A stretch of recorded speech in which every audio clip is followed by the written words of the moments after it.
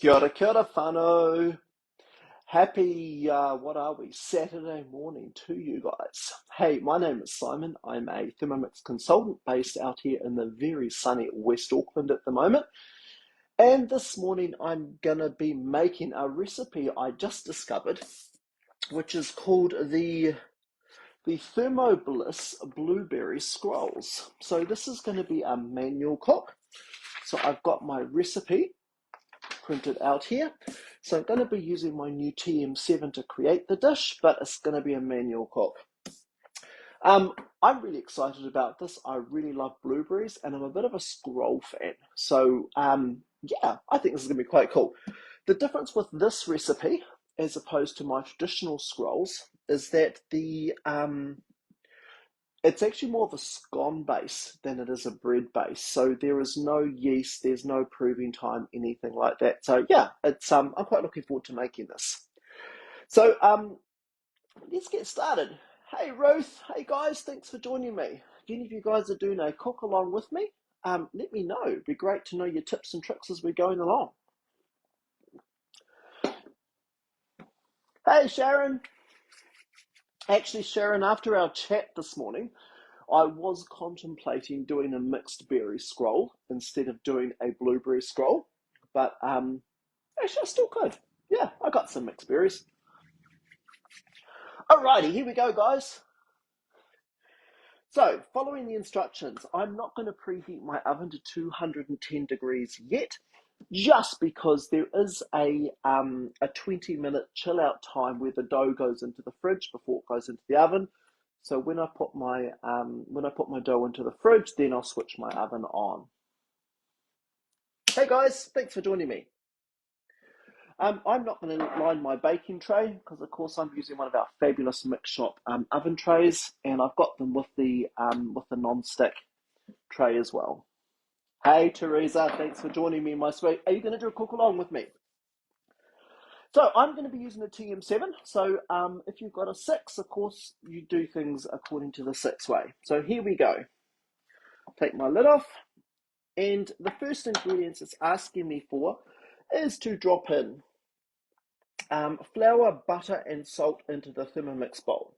So what I'm going to do on my TM7, I'm going to go to manual mode. So manual mode is what we use now. It replaces the home screen of your TM6. So here we go, manual mode. And then to get into the scales. Good morning, good morning. Wow, there's a lot of you on today. Lovely to see you guys. I'm just going to hit the scales button and let's start weighing our ingredients. So we're going to put in 90 grams of butter. So I've just got this pre-weighed just to save some time.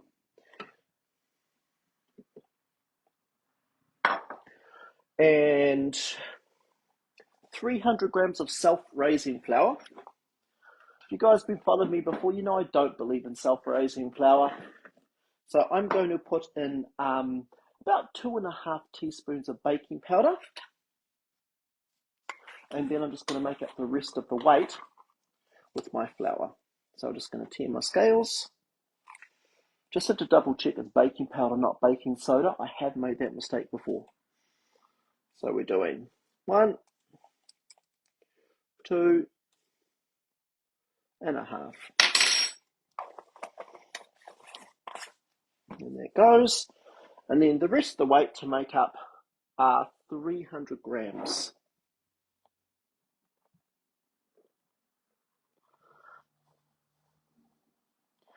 I don't normally make sweet scrolls. I've made the cinnamon scrolls before.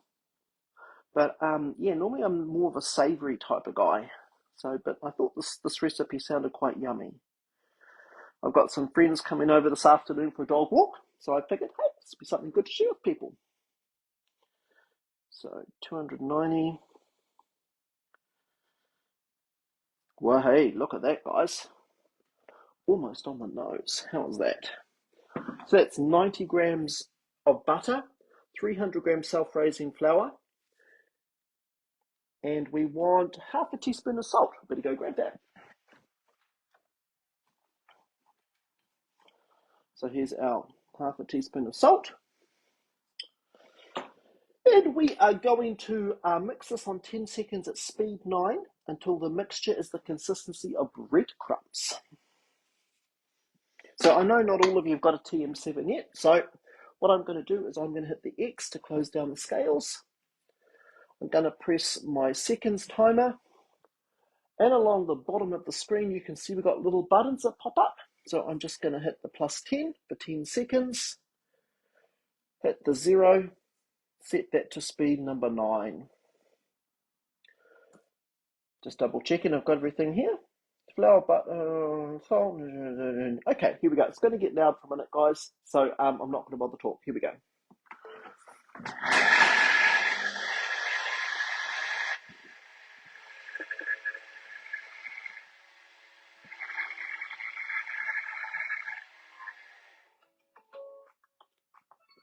Right, let's see if we've got breadcrumbs.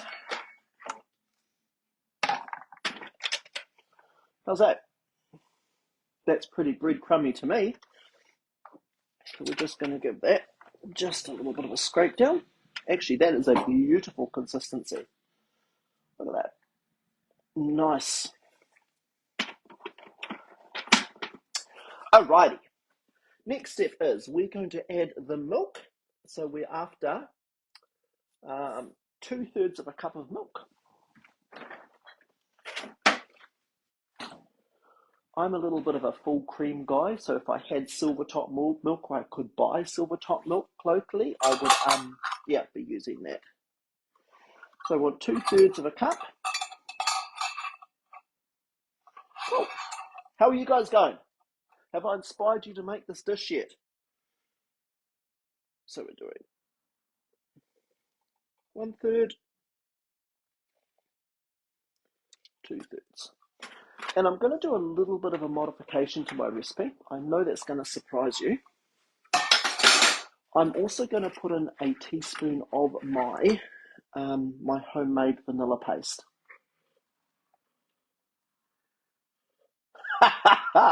Love it. Come dog walking with me. We've got a lovely beach out in West Auckland called Kakamatua. It's a regular haunt for us, so yeah, it's great. Anyway, in goes a teaspoon of my homemade vanilla paste. Because I really think the flavour combination of vanilla and blueberries goes really well together. So, yeah. Cool. On goes the lid. And we are going to 7 seconds on speed 4 to combine this together. So I'm going to go to my 7 seconds, speed 4, and away we go.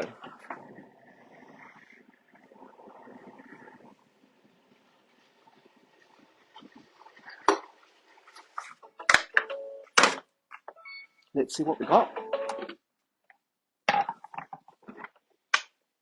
Yep. It's quite a firm mixture. So as you can tell,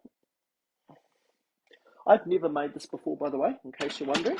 So this is my first time with this recipe. So on goes the lid.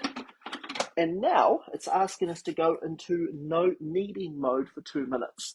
Now, if you've got a TM6, you know you just swipe to the left, go into your kneading mode. With the TM7, I'm going to go back to the home screen, and I'm going to press the picture of the blade. So the blade is the second to the bottom on the list on the left-hand side. This takes us into our modes. I'm going to go into dough, and I'm going to set the timer for 2 minutes and then press play.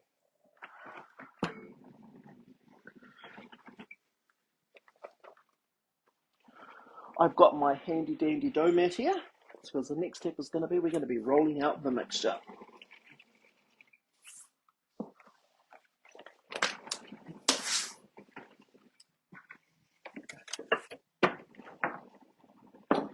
I'm not sure if I will have to put extra flour on this yet, we'll see. How are you guys going? Are you keeping up with me? Hey, I don't know if you've heard, but the TM7 recently won the the Red Dot Design Award in Germany, which is apparently a very prestigious engineering and design award. So yeah, that was pretty cool, I thought. And I was also in a meeting on Thursday, and we found out about some new changes coming to Cockatoo. So yeah, it's there's some good things in store for Cockatoo, guys. Oh, thanks, Sharon. Yeah, there's some new features and functions going to be rolled out, particularly for the TM7. Um, yeah, it just keeps getting better and better, guys. Sorry, I cannot tell you what it is, but stay tuned.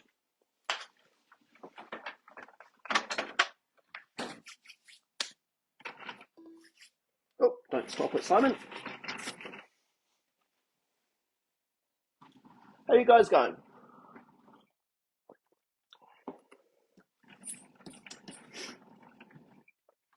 And again, if you do want to have a look at a TM7, guys, reach out to your consultant. We'd love to pop out to your house, invite a couple of friends around, and get hands-on with one. Yeah, have a play. See if it's right for you or not. You got nothing to lose. Almost done.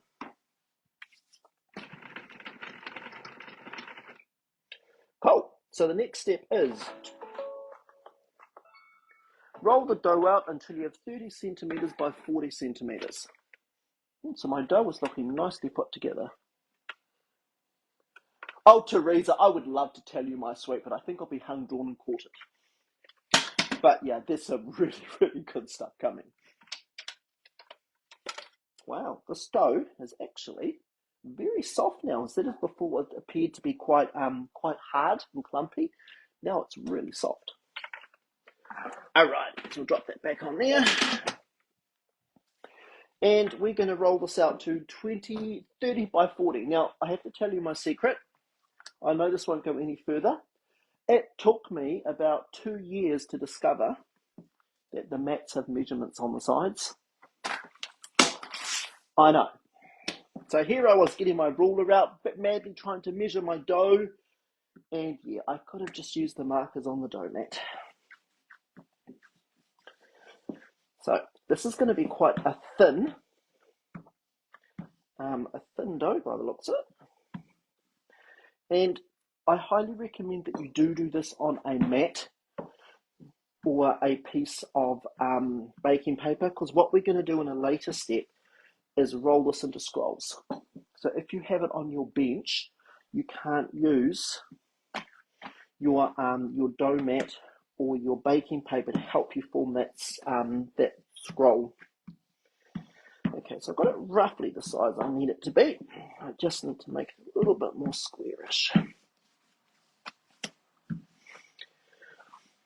Love to know too, guys, what recipes are you guys making? Love to get inspiration.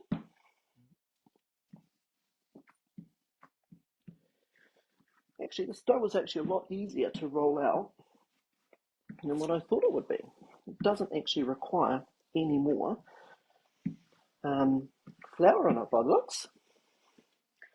Now I'm going to show you a little trick that I was told by somebody else, and that is you really want to have a rectangle shape. So what you can do, oh Sharon, your dough is a bit wet. Put a little bit more flour in it, my sweet, maybe. Yeah. So because we want a nice square shape, that way we're going to get nice even scrolls. We can use our little dough scraper to kind of push our dough into the correct shape. So, I don't know if you can see what I'm doing very well, but I'm just using my dough scraper in my hand just to push it roughly into the shape I want it into. So we've got nice square edges. And then once I've done that, I'm then just going to grab my rolling pin again and then just give it a quick smooth out.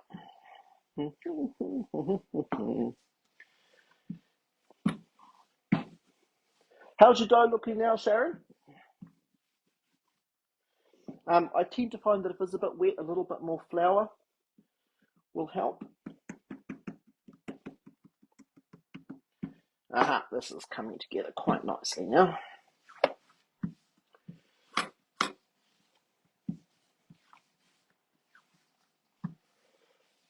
Alrighty. I don't know too if you saw News Talk ZB. What their tech reviewer did a review on the TM7. If you haven't read it, go and read it. It's very good. Oh, Storm, yeah.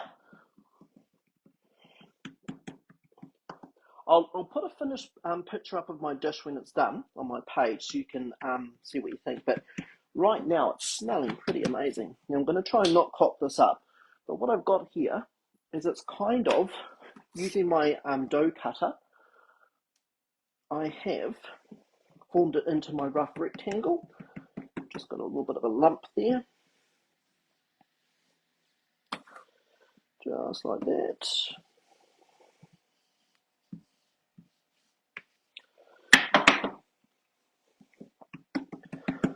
I actually think you probably make it a bit bigger than this, to be honest, just because it's going to be, by the time the baking powder kicks in and it grows a bit,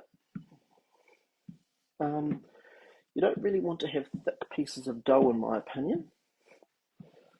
So I'm just going to make mine a little bit wider.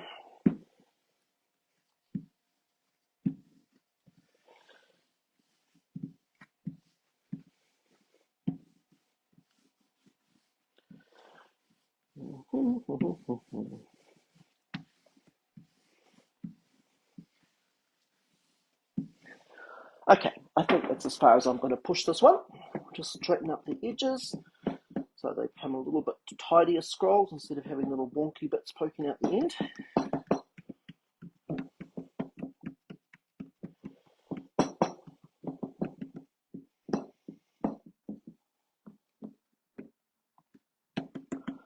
Okay, how's your guys looking? Hope it's looking as good as mine. I'm actually quite surprised. Okay, following the next step, we are going to spread softened butter. So it's asking for 50 grams of softened butter. So what I've previously done, I've just got my 50 grams of butter. I just nuked it. I think I put it in for about 20 seconds, but it will depend on the power of your microwave, just so that it still holds together, but it's still quite soft. So as you can see, it's quite spreadable. So it says when you're doing this step to leave a 2 centimetre, or I guess an inch, around the edge of the dough. So we're just going to evenly spread that over. You can tell this is the diet version.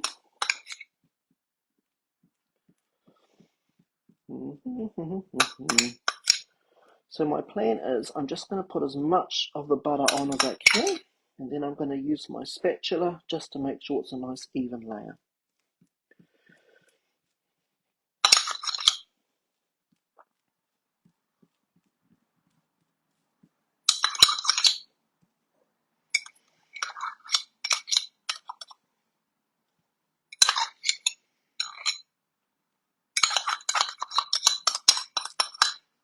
Okay, almost done. How are you guys going?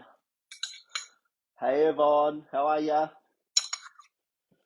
I'm making the ThermoBliss blueberry swirls this morning. So I'm just going to scrape out the last of my butter, and then I'm just going to give this a nice, hopefully even spread over my dough.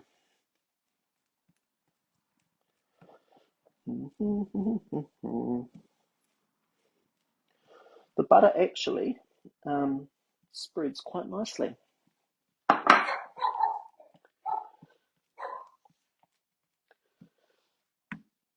Sometimes when you do this step, if the dough's a little bit sticky and you're pulling your butter over, it can tear. So it's quite nice to have a dough that's a bit more together. Okay.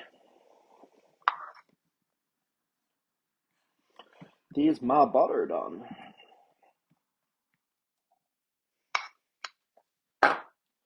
Cool.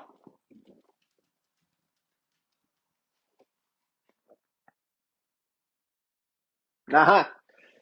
Yeah. As you can tell, we don't worry about diets in my household. Okay, so now what we're doing. On top of this, we're going to spread 1 tablespoon of cinnamon, 30 grams of caster sugar, and 1.5 cups of blueberries. So what I've got here is a bowl. I'm just going to put this on the top of my Thermomix, like that.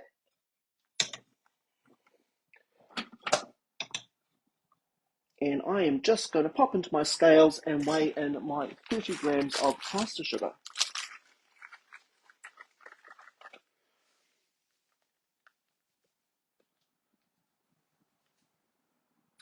Now, I'm going to do a little bit more. So I'm going to go for 35. Oh, or 46. Because I am going to put some raspberries in there. And I think raspberries are a little bit tartier. So we're also going to put in here 1 tablespoon of cinnamon.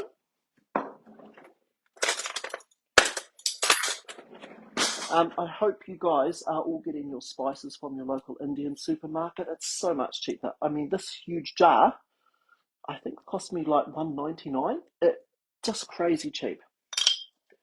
So into my caster sugar, I'm adding my 1 tablespoon of cinnamon. And I'm just going to go grab my frozen fruit.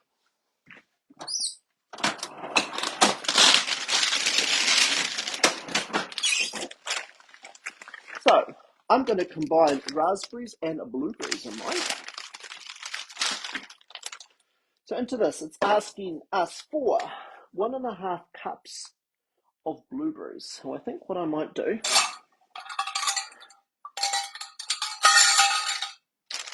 I will do 1/2 cup of frozen raspberries. Now, as your raspberries are quite a bit bigger than your blueberries, I'm doing a lesser amount of that. And 1 cup of frozen blueberries. He says if we can get the bag open.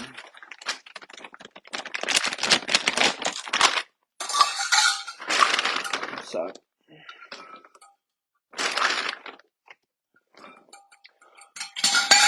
one cup of frozen blueberries. Oh, Yvonne, the machine is amazing. I think, as I said when I did my review of it, hang on a quick, just what's back in my freezer.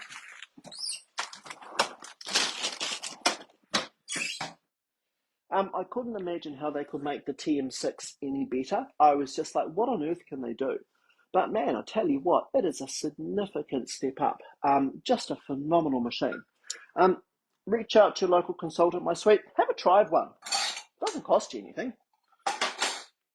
Okay, now a little trick also that I share when I'm using with frozen fruit. I'm also going to throw in a little bit of corn flour. Now the reason I'm throwing corn flour in is because when you're using frozen fruit, as it cooks and it defrosts, the juice of the juice of the frozen fruit will slowly start to bleed out and it will completely discolor your dough. So the idea of corn flour is that what it's going to do is help keep that juice confined to the berry. So as I have added extra sugar in here, I'm not so concerned about that because the little, not that corn flour is very bitter, but yeah, I just thought it might change the taste a bit. So I've got in there about 1.5 teaspoons of corn flour. There you go. So this is my 30 grams of caster sugar. It's a tablespoon of cinnamon. It is 1.5 cups of frozen fruit. As I said, I'm using 1 cup of frozen blueberries and 1/2 cup of raspberries. And just over 1 teaspoon of corn flour. And I'm just going to coat those together like that. Wow, that smells amazing. It smells like Christmas, guys. Okay, so there's my fruit nicely tossed together. And now we are going to sprinkle on top of the butter. There's quite a bit of fruit here for the amount of dough. I'm actually quite surprised. Because sometimes when you make things, they're a little bit mean on the fruit. And the filling's a little bit far and few between. So I am just going to drop my frozen fruit all over. Make sure, try and get a nice even distributing of all my bits and bobs. And again, you want it so that it's not at the very edge of your dough. So the idea being that when you roll it up, the fruit doesn't fall out the edges.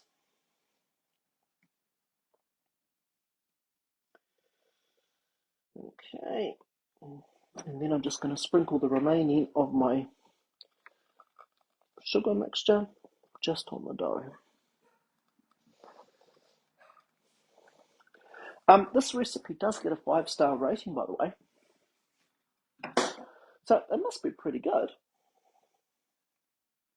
Okay, so I don't know if you can see that, but that's my dough. Cool. So now what I'm going to do is roll this up into our scrolls. So the way we're going to do that, we're going to start at the long edge. I'm just going to poke all my fruit in the appropriate hidey holes. Put a bit there and a bit there. This is when it gets fun. So we're going to grab our long edge and I'm just going to fold it over like that. And then what we want to do is have a nice tight roll. So when I was talking before about using a dough mat or about using a piece of baking paper, what you can do is using your dough mat or your baking paper, you can use that to assist you to roll it up. Oh, I've got some escapees. Get back in there. And we're just going to roll that over like that. And then once it's done, I'm just going to give it a good squeeze. And the reason I'm giving it that really good squeeze is just to get any air bubbles out and make it quite tight. Nice and tight. Now hopefully, when I release it, look at that. How good is that? And because I've made some nice square ends on my dough, oh, he speaks too soon. I've got a couple of little bits that have popped out the edge, but that's okay. That's not too bad. I'll poke them back in. So next step of the recipe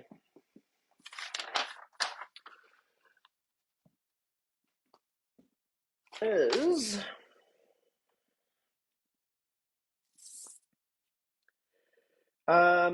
place in the fridge for 20 minutes to chill. So what I'm going to do is just put this in the middle of my dough mat. Oh, there's another one popped out the side. And because I don't want it to dry out in the fridge, I'm going to, oh, there's another one popped out. Come on, Simon, mate, what are you doing? Because I don't want it to dry out in the fridge. It always happens. I'm going to quickly wrap it in my dough mat, just like that. Fold the ends under, and this is going to sit in the fridge for 20 minutes. So while it is sitting in the fridge for 20 minutes, I am just going to go and preheat my oven to 210 degrees. At the end of the 20 minutes, I'm going to cut my my dough into 12 slices, approximately 2 centimeters thick. I'm going to place them on my baking tray, leaving enough room to give them room to rise. And they're going to bake in the oven for 20 minutes. Now, when they have come out of the oven, we're going to let the scrolls cool on the tray for 5 minutes, and then we're going to make a quick vanilla icing that's going to be drizzled over the top.